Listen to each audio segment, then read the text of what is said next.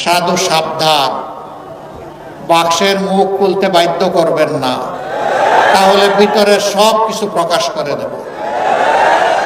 আমরা কারো বিরুদ্ধে লাগালাগি খুচাখুচি করা পছন্দ করি না, কিন্তু আমাদেরকে কুসা দিলে কুসা ফিরাইয়া দেওয়া আমাদের উপরে ওয়াজিব। সেই ওয়াজিব কাজটি করতে আমাদেরকে মেহেরবানি করে বাধ্য করবেন না।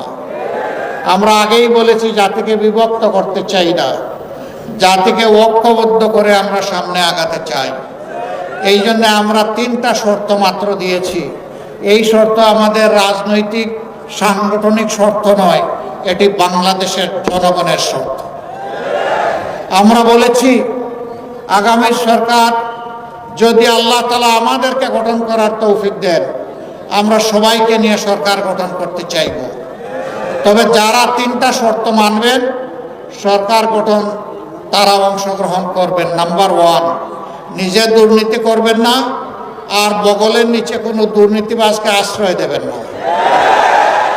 নাম্বার 2, গরিব ধনী, হিন্দু মুসলমান বৌদ্ধ খ্রিস্টান, নারী পুরুষ, শিশু আবাল বৃদ্ধ বনিতা, যার অধিকার যেখানে লঙ্ঘিত হবে, ন্যায় বিচার পাওয়ার অধিকার তার থাকবে। সেই ন্যায় বিচার সমাজের সকলের জন্য সমান বিচার ইনশাআল্লাহ নিশ্চিত করা হবে। যে অপরাধে একজন সাধারণ নাগরিকের বিচার হবে, একই অপরাধ দেশের প্রেসিডেন্ট করলে তারও বিচার হবে। তিনি এখানে অবশ্যই কোনো বৈধতা অথবা কোনো ইম্পিউনিটি তিনি পাবেন না, তাকেও বিচারের মুখোমুখি হতে হবে। সেই বিচারটাই আমরা ইনশাআল্লাহ কায়েম করতে চাই।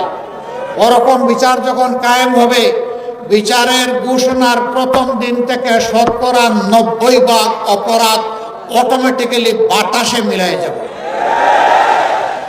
বাকি দুর্বৃত্ত যারা থাকবে, তাদেরকে সংশোধনের জন্য প্রথমে পদক্ষেপ নেওয়া হবে। সংশোধন না হলে আইনের আওতায় সমান অস্ত্র দিয়ে তাদের বিচার করা হবে। এখানে কারোর জন্য সোনার তলোয়ার আর কারোর জন্য ইস্পাতের তলোয়ার হবে না। বিচারের তলোয়ার সকলের জন্য সমান হবে। আমি গলা কাটার কথা বলছি না, আমি বলছি ন্যায়ের কথা, ইনসাফের কথা, ইনসাফপূর্ণ শাসনের কথা।